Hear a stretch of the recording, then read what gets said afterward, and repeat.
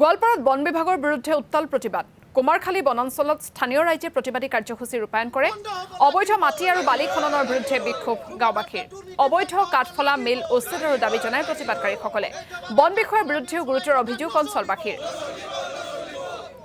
আমি প্ৰতিবাদস্থলীৰ পৰিৱেশ আপোনালোকক দেখুৱাইছোঁ। এনেধৰণে বন বিভাগৰ বিৰুদ্ধে প্ৰতিবাদ সাব্যস্ত কৰিছে গোৱালপাৰাত প্ৰতিবাদী কাৰ্যসূচী। কুমাৰখালী বনাঞ্চলত স্থানীয় ৰাইজে ৰূপায়ণ কৰিছে প্ৰতিবাদী কাৰ্যসূচী। অবৈধ মাটি আৰু বালি খননৰ বিৰুদ্ধে বিক্ষোভ কাৰ্যসূচী গাঁওবাসীৰ। অবৈধ কাঠফলা মিল উচ্ছেদৰ দাবী জনাইছে প্ৰতিবাদকাৰীসকলে। বন বিষয়াৰ বিৰুদ্ধেও গুৰুতৰ অভিযোগ উত্থাপন কৰিছে স্থানীয় লোকে।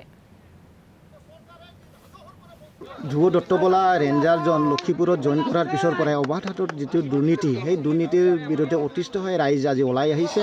ধ্ৰুৱ দত্ত বোলা ৰেঞ্জাৰজন লক্ষীপুৰত জইন কৰাৰ পিছৰে পৰাই অবাধ হাৰত বনধ্বংসত নামিছে, বালি খনন কৰাত নামিছে। তেওঁ লক্ষীপুৰত জইন কৰাৰ পিছৰ পৰাই অবাধ হাৰত কাঠফলা মিল বহুৱাই এই অঞ্চলৰ প্ৰাকৃতিক সম্পদ তেওঁ ধ্বংস কৰাত যি অৰিহণা যোগাইছে, তাক ৰাইজে বিক্ষিপ্ত হৈছে।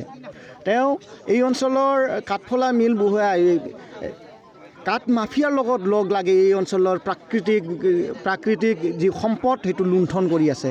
ইয়াৰ উপৰিও তেওঁ এই অঞ্চলৰ নৈসমূহত অবৈধভাৱে বালি খনন কৰি তেওঁ কোটি কোটি টকা বালি মাফিয়াৰ যোগেদি আহৰণ কৰি আছে। তেওঁ যাৰ ফলত চৰকাৰে কোনো ৰাজহ পোৱাৰ পৰা বঞ্চিত হৈছে।